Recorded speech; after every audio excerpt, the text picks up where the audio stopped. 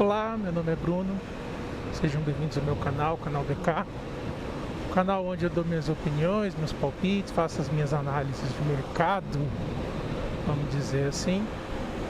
E hoje eu queria trocar uma ideia a respeito de uma conversa que eu tive com um conhecido meu, recentemente, essa semana na verdade, a respeito da Shinerai, do mercado, de como é que o mercado se comporta e também como o consumidor brasileiro se comporta, né? E trocar uma ideia, dar uma opinião e a gente se fala depois da vinheta. Até mais.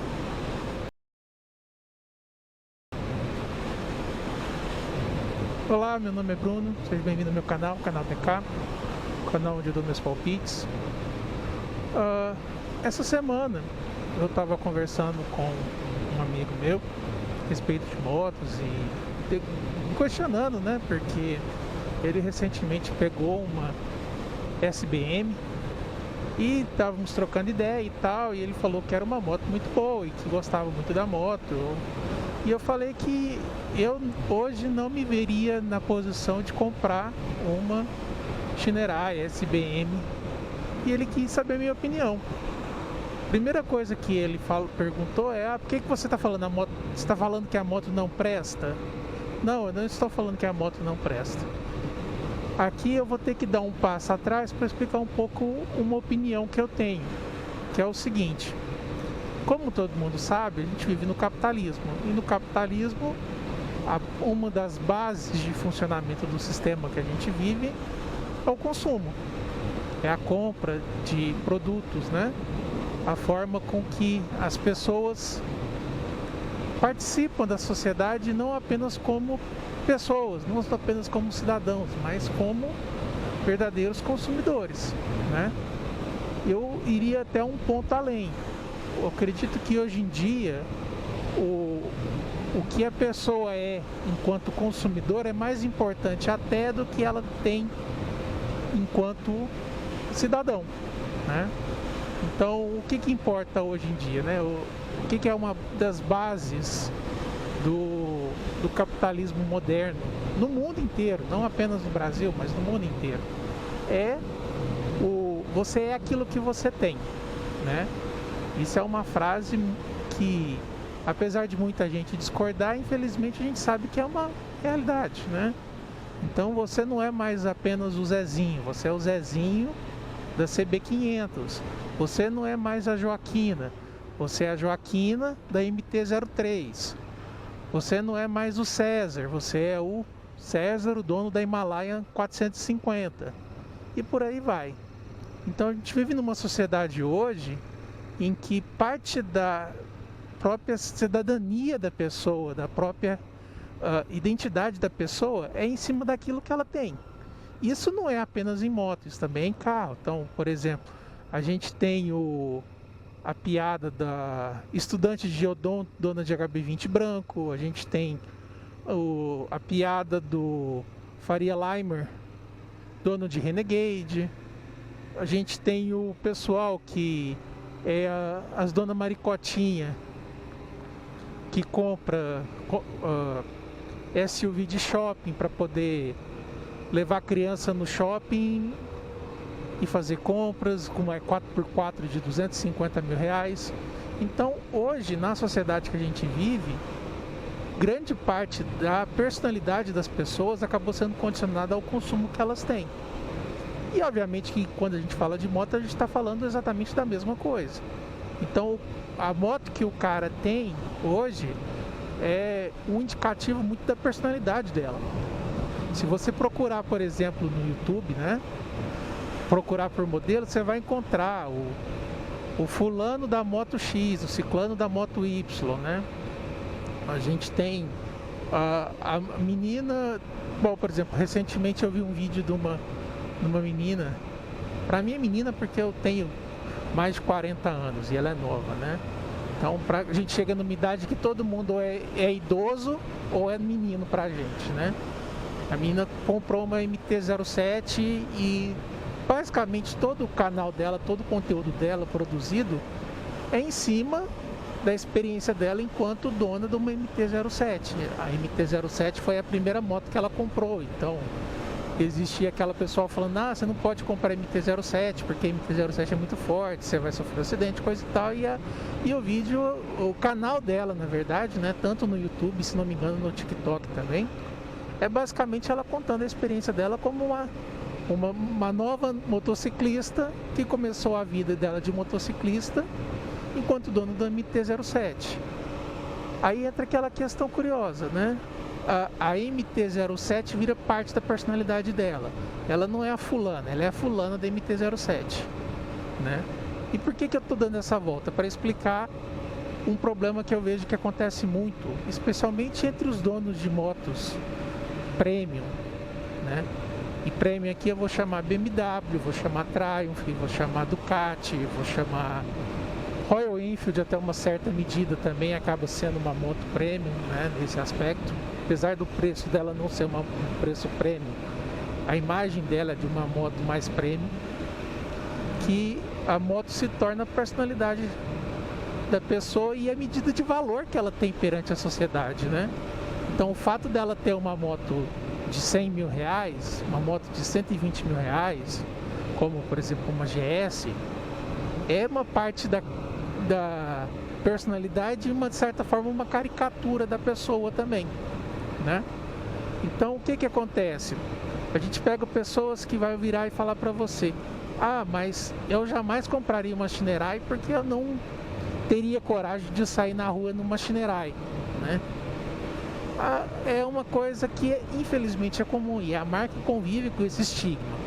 E não vem me falar que a marca não tem ciência disso, que ela convive com esse estigma, porque se ela não tivesse essa ciência desse estigma de ter uma Shinerai, ela não teria lançado a SBM.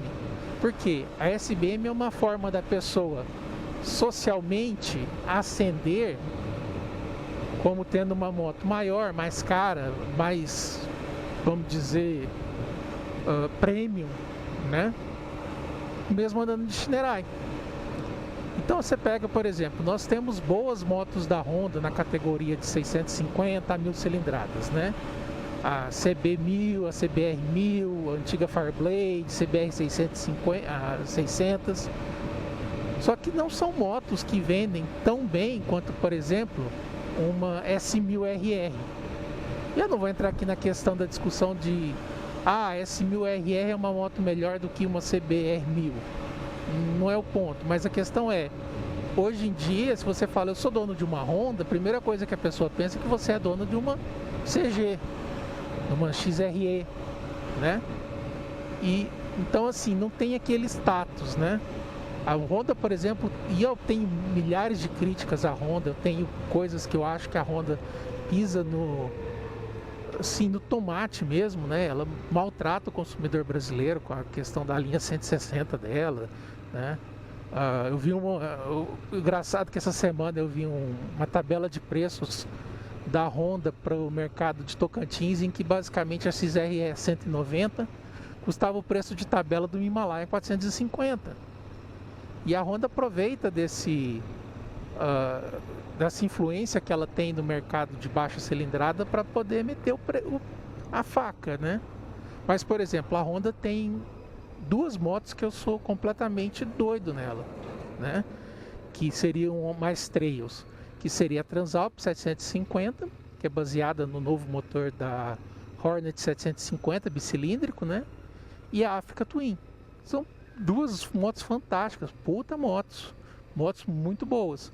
Só que, por exemplo, o cara que tem a opção de comprar uma Africa Twin, na grande maioria das vezes ele deixa de comprar a Africa Twin para pegar uma Tiger 900, para pegar uma F900 GS. Por quê?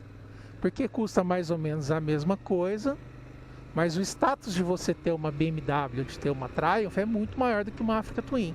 As pessoas deixam de comprar um produto pela qualidade do produto para comprar o produto pela Pharma Aura, como diz os mais novos, né?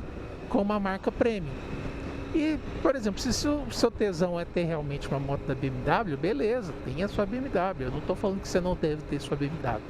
Mas, por exemplo, eu acho a Africa Twin objetivamente um conjunto melhor, por exemplo, do que uma F800 GS, 850 GS. E Isso quer dizer que eu deixaria de comprar uma F850 GS? Não necessariamente.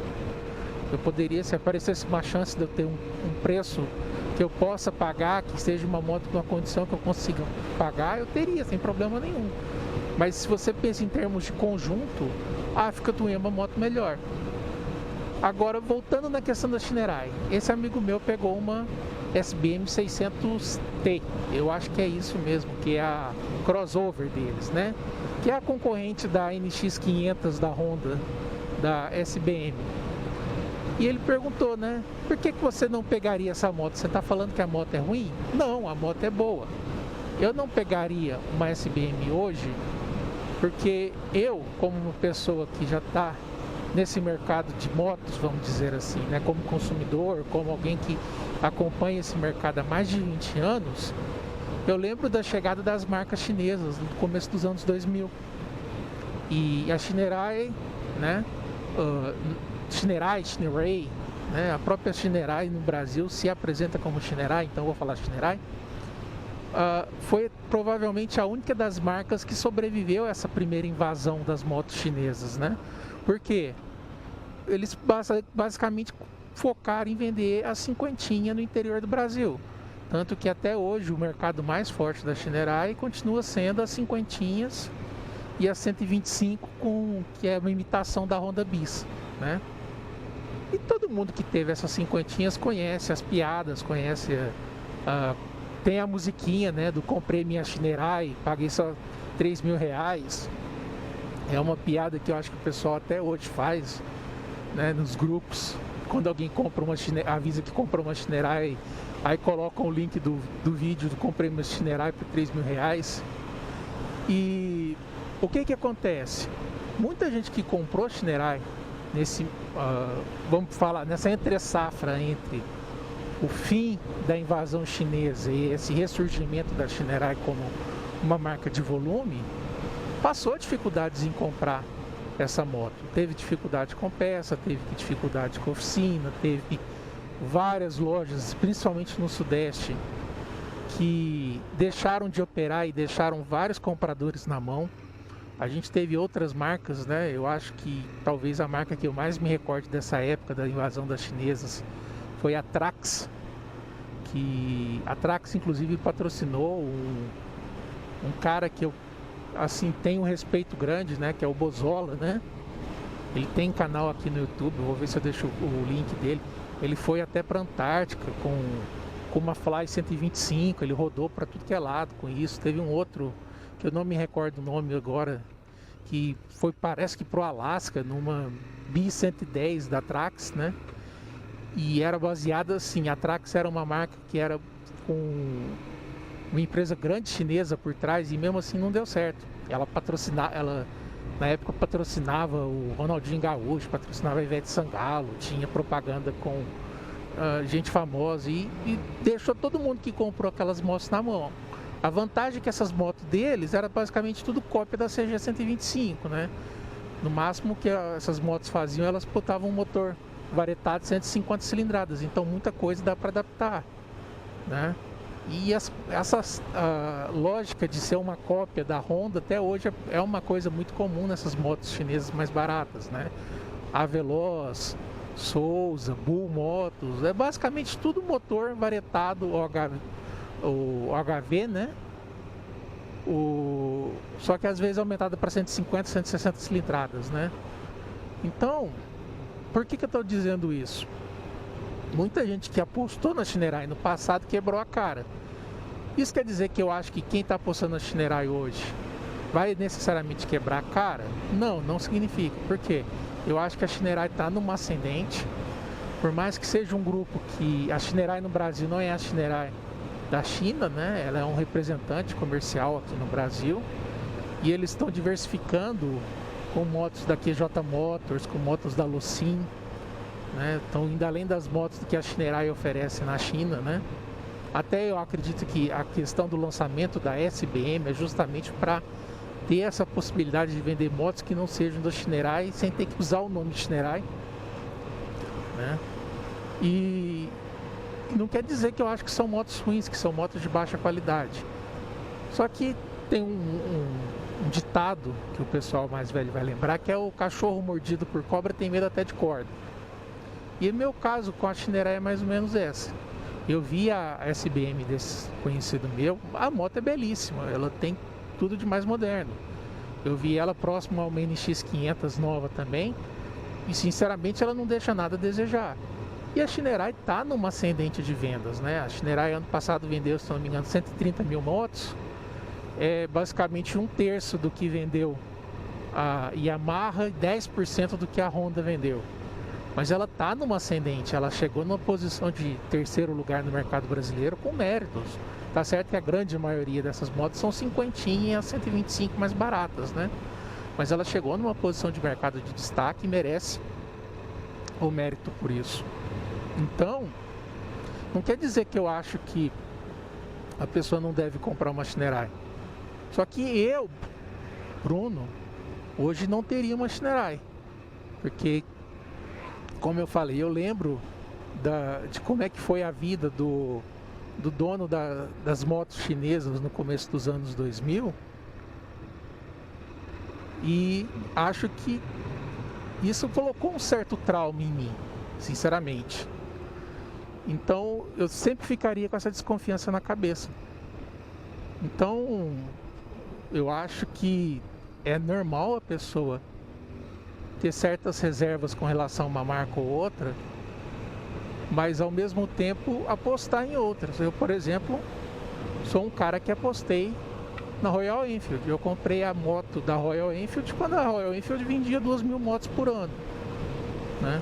E até hoje eu não quebrei a cara, felizmente, fazendo essa aposta, como muita gente quebrou com essas motos chinesas. Eu torço para que a Shinerai continue crescendo, continue trazendo motos interessantes, continue diversificando seu portfólio, e torço para que venham motos muito legais ainda, né? E que ela consiga superar essa má fama do mercado. Mas o que acontece também? O brasileiro tem um problema, ele não é só o dono da moto, ele quer ser o dono da marca, ele defende a marca, ele defende a instituição, né? Igual o rondeiro, o famoso rondeiro, né? O CGzeiro.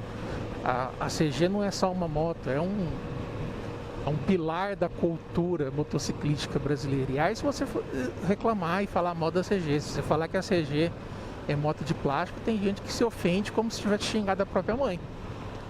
E infelizmente isso é uma coisa que o capitalismo traz pra gente, né? Porque quando você vira pro dono de uma BMW, né? E fala, sua moto é beberrona. Se você vira pro dono de uma Harley, sua moto vaza óleo. Você não está atacando a marca, você não está atacando a moto, você está atacando a personalidade dele. E a pessoa, obviamente, quer defender a personalidade dele, quer defender o que é aquilo que é a persona pública que ele apresenta e se apresenta para as pessoas, né? Então tudo fica muito passional, toda discussão que envolve motos, infelizmente, acaba sendo muito passional. Mas o que você acha? Você acha que eu estou certo, que eu estou errado? Você apostaria numa Shinerai? Eu acho que hoje eu não apostaria numa Shinerai. Daqui a uns 5 anos, se ela apresentar alguma moto interessante, eu apostaria, né? E torço para que ela continue crescendo, trazendo novos modelos, desenvolvendo, e que a pessoa aprenda a perder esse preconceito com relação à marca. Porque essa marca, ela tem muito a fornecer para a gente, ela dá uma diversificação muito boa no mercado, né? Você pega as motos 600 novas dela, tem motos muito interessantes. A Custom 600 V2, a Custom V4, apesar que eu acho que aquela V4 ficou um preço impraticável para a realidade brasileira, mas a moto parece ser muito legal, né? Existe a conversa de que talvez vão trazer a 1200, que é a cópia da Sportster, né? Mas eu não sei se é verdade, a Stormbreaker. Nossa, seria muito legal se trouxessem ela também. Eu quero que tenha mais modelos, que tenha mais opções, que tenham mais pessoas andando de moto. Mas vamos perder um pouco essa paixão por marca. Você não é dono da marca, você não é advogado da marca, você não tem procuração para defender a marca. Vamos analisar objetivamente. E eu hoje falo, não compro uma Shinerai não porque a moto seja ruim, mas porque eu tenho desconfiança com relação ao pós-venda dela. E tá ok, isso não quer dizer que eu esteja certo. É uma sensação pessoal minha que eu acredito que algumas pessoas não vão se sentir confortáveis de ter uma moto com o histórico que a Shinerai já teve no Brasil. E torço de verdade para que ela mude essa história e que ela consiga desenvolver uma operação no Brasil que seja sustentável a longo prazo. Como eu estou vendo, por exemplo, a Bajaj criando, como eu estou vendo que a Royal Enfield está criando. E eu acredito que a operação da Shinerai hoje em dia é uma operação saudável e responsável no Brasil. Mas deixe sua opinião. Vocês concordam comigo? Vocês discordam? E diretamente desse cenário aqui, perto de Capim Branco, em Uberlândia, eu me despeço. A gente se fala de novo depois e um abraço, até mais.